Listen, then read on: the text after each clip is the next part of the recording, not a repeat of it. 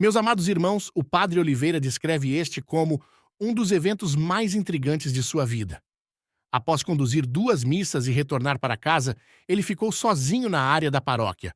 Depois de tomar banho, rezar e jantar, ele se sentou para descansar um pouco. A noite estava agradável e ele se sentia bem. Enquanto estava sentado, começou a pensar e agradecer a Deus pelo dia que havia tido. Entretanto, esse momento de tranquilidade foi interrompido por algo completamente inesperado. O padre relembra, com uma expressão de assombro em seu rosto, que sua consciência foi levada a um estado de percepção alterada. Ele compara esse estado a um êxtase anterior que experimentou durante um retiro em 2006, no qual Jesus lhe transmitiu informações que mais tarde se concretizaram. Ele nomeia esse fenômeno como locução interior, uma comunicação direta e profunda. Padre Oliveira descreve vividamente como uma voz, que ele acredita ser de um anjo, preencheu o ambiente.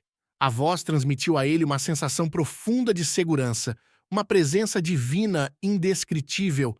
No entanto, ele lamenta não poder identificar com certeza se essa voz pertencia a seu anjo da guarda ou a um mensageiro celestial distinto, uma vez que ele não pôde visualizar a figura por trás da voz.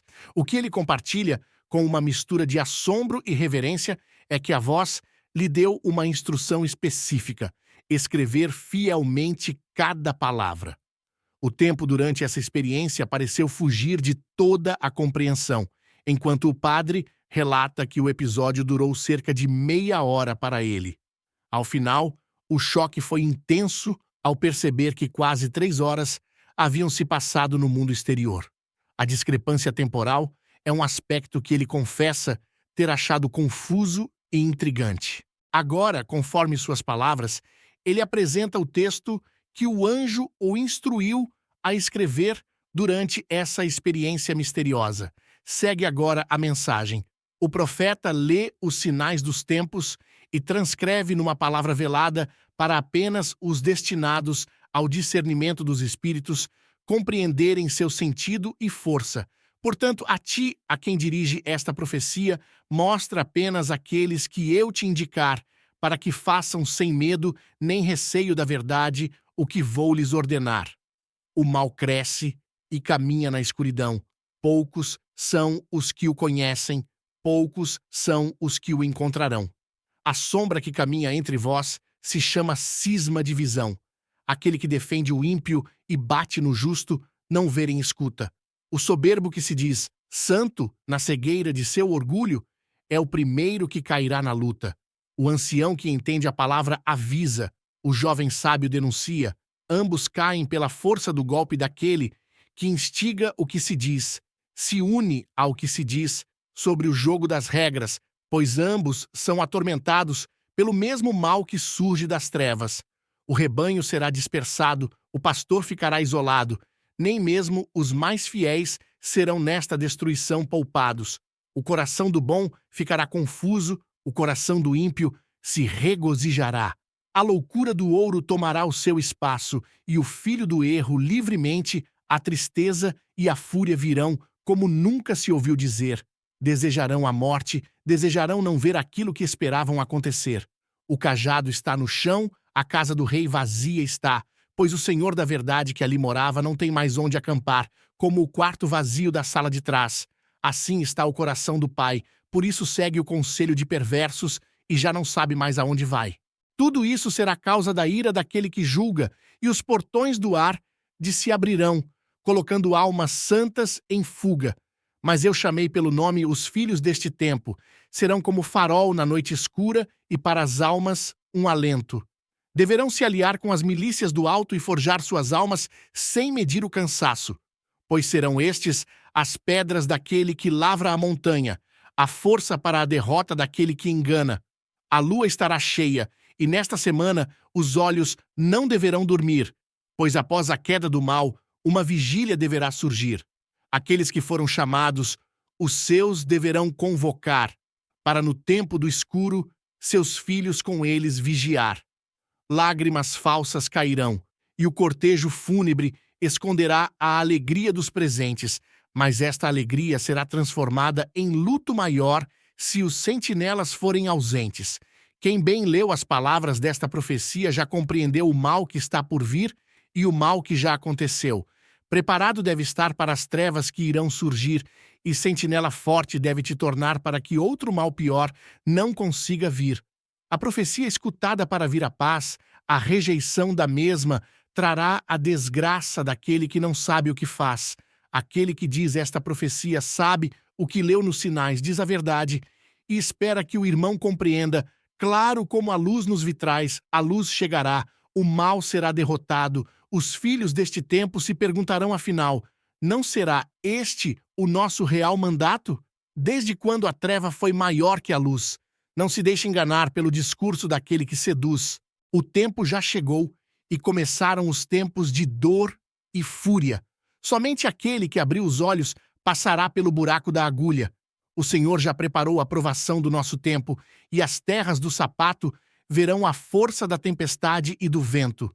Mas a árvore que suporta o temporal se torna forte e invencível. Aquele que ouviu a profecia e a compreendeu terá novamente o coração sensível. E tu, profeta, prepara a alma para o sofrimento e a dor. Serás maltratado e perseguido porque dissestes tudo com fervor. Depois de 3 tempos e 1/4 de tempo, virá a tua paz. Serás lembrado como profeta, ainda que alguns te vejam como mero rapaz. Fecha o livro e descansa, aguarda firme na viva a esperança daquele que te diz as palavras. Não perde a confiança. Meus irmãos, não há dúvidas de que esta profecia do Padre Oliveira é uma das mais repletas de simbolismos. Algumas estrofes abordam o tema do cisma na igreja, outras parecem sugerir que o embate interno que se avizinha será experimentado tanto por leigos quanto por membros ordenados. Essa luta interna parece estar intrinsecamente ligada à ânsia por ganho econômico e às distorções doutrinárias, delineando assim um processo que se antevê doloroso e aflitivo. Os trechos finais resumem que estamos próximos de enfrentar um período de perseguição que se estenderá por 3 anos e meio, e apesar das adversidades, é fundamental que nossa fé em Deus não se abale, mantendo-nos firmes e confiantes. Essa visão é complementada por outra que o Padre Oliveira teve em 28 de julho de 2017, sobre o sangue entrando na igreja. Naquela tarde de sexta-feira, por volta das 3 horas, enquanto preparavam um retiro para casais na igreja, uma súbita necessidade o levou a olhar para trás. Seu olhar se fixou na porta da igreja e, nesse momento, teve uma visão. Embora estivesse exatamente no mesmo local, a atmosfera estava imersa em escuridão. Através das janelas, avistou intensos raios e trovões, como se uma tempestade feroz estivesse ocorrendo do lado de fora. Logo, um líquido sombrio começou a infiltrar-se pelas janelas frontais e sobre a porta principal da igreja. Esse fluido cobriu o chão do corredor central e estendeu-se sobre os bancos, alcançando os pés dele. À medida que o líquido avançava, tornou-se evidente que era sangue. Assim que o sangue tocou os seus pés, a visão se dissipou. Essa visão aparenta ser uma continuação da mensagem presente nas 27 estrofes anteriores, que insinuam que a perseguição atingirá os próprios templos e paróquias. É importante lembrar, meus irmãos, que não existe obrigação em acreditar nas profecias do Padre Oliveira, pois são revelações privadas. Contudo, é inegável que as circunstâncias têm se agravado nos últimos anos. Portanto, estejamos atentos, irmãos, recitando o Santo Rosário diariamente com devoção e amor, enquanto nos empenhamos na prática da penitência para fortalecer nossa fé e buscar a serenidade interior diante dos tempos que estão por vir.